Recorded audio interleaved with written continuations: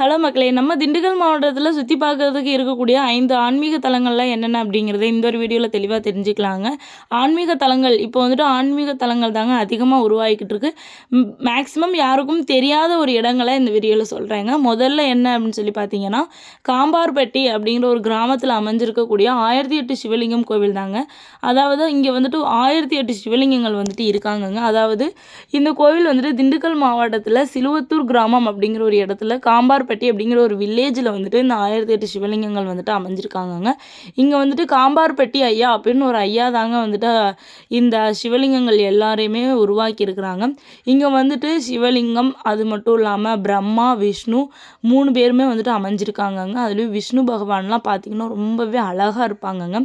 அது எல்லாமே மேலே இருக்குது. பட் இது நைட் டைமில் எடுத்த வியூ அப்படிங்கிறதுனால உங்களுக்கு அதெல்லாம் வந்துட்டு காட்டலைங்க. ரொம்பவே சூப்பரான ஒரு பிளேஸுங்க. மன அமைதியாக இருக்குங்க. இங்கே வந்துட்டு காம்பார்பட்டி ஐயா அப்படின்னு ஒரு ஐயா இருப்பாங்க. அவங்கக்கிட்ட நீங்கள் போய் பார்த்து பேசுனீங்கனாலே மனசில் உள்ள கவலைகள் எல்லாமே குறைஞ்சிருங்க. அது மட்டும் இல்லாமல் இங்கே இருக்கக்கூடிய சிவலிங்கங்களுக்கு நம்மளே தொட்டு அபிஷேகம் பண்ணலாங்க. பூ வாங்கிட்டு வந்தீங்க அப்படின்னா நம்மளே தொட்டு அபிஷேகம் பண்ணலாங்க. நீங்கள் இங்கே வந்தீங்க அப்படின்னா எந்நேரமும் சாப்பாடு நடந்துக்கிட்டே இருக்குங்க. நெக்ஸ்ட் என்ன அப்படின்னு சொல்லி பார்த்தீங்கன்னா, எல்லாருக்குமே வந்துட்டு பாதி பேருக்கு தெரிஞ்சிருக்குங்க, பாதாள செம்பு முருகன் கோவில்.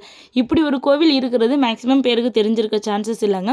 அதாவது ரெட்டியார் சத்திரம், திண்டுக்கல்ல இருந்து பழனி போகிற ரோட்டில் ரெட்டியார் சத்திரம் அப்படிங்கிற ஒரு வில்லேஜிலேருந்து உள்ள ராமலிங்கம்பட்டி அப்படிங்கிற ஒரு வில்லேஜுக்கு வரணுங்க. அங்கே தாங்க நம்ம பாதாள செம்பு முருகன் கோவில் வந்துட்டு அமைஞ்சிருக்குது.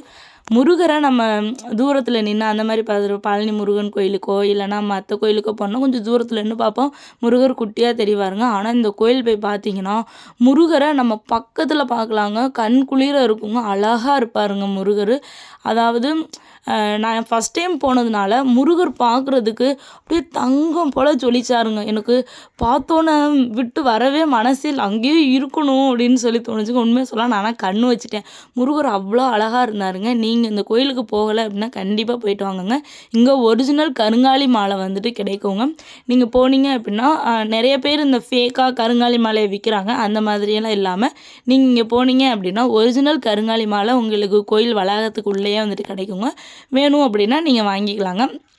அடுத்ததாக எந்த ஒரு இடம் அப்படின்னு சொல்லி பார்த்தீங்கன்னா, பழனிச்சுவாமி ஸ்ரீ சர்க்குருநாதர் கோவிலுக்கு தாங்க.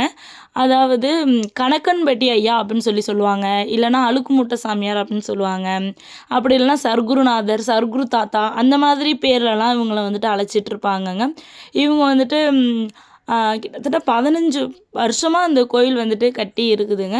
இவங்களுடைய வரலாறு அப்படின்னு சொல்லி பார்த்தீங்கன்னா நம்ம நெக்ஸ்ட் ஒரு வீடியோவில் போட்டிருக்கோம். இது வந்துட்டு இந்த ஒரு கோவில் கணக்கன்பட்டியில் அமைஞ்சிருக்குதுங்க. நிறைய பேருக்கு அருள் பாலிச்சிட்ருக்காங்க.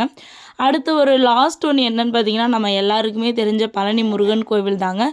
பழனி முருகன் கோயிலுக்கு போயிட்டு அப்படியே உங்களுடைய ட்ரிப்பை வந்துட்டு முடிச்சுக்கலாங்க. முருகரை பார்த்தீங்க அப்படின்னா மன நிறைவாக இருக்குங்க. ரொம்பவே சூப்பரான ஒரு பிளேஸ். இதோட என் வீடியோ முடிச்சுக்கிறேங்க.